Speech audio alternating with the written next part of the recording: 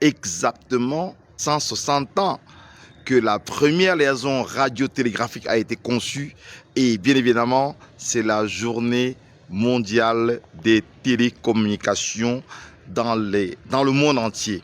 C'est l'organe des Nations Unies, entendu, International Telecommunication Union, qui l'a décrété et nous fêtons ce 17 mai la journée mondiale des télécommunications. Alors, pendant que l'Union internationale des télécommunications s'évertue de rendre équitable l'utilisation digitale aussi bien par les femmes que par les hommes, nous en Afrique, nous avons encore le problème de connectivité, d'accès aux outils du numérique, c'est-à-dire à un smartphone comme celui avec lequel je fais cette vidéo, ou alors à un ordinateur. C'est crucial. Les priorités sont différentes selon qu'on est en Europe ou en Afrique. En Afrique, nous, on veut encore pouvoir avoir un smartphone ou un ordinateur, mais chez eux, en Europe, ils sont en train de penser à l'égalité ou alors l'approche genre dans l'utilisation du numérique.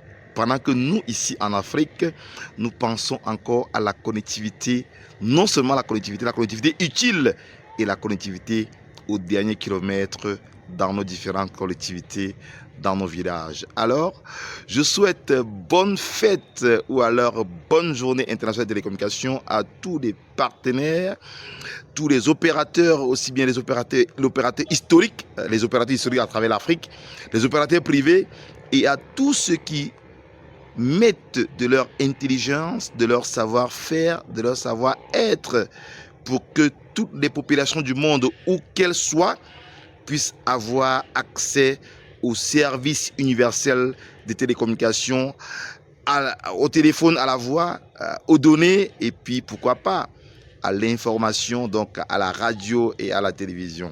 C'est notre façon à nous de souhaiter une journée mondiale des télécommunications qui célèbre cette année les 160 ans de la première liaison télégraphique dans le monde entier.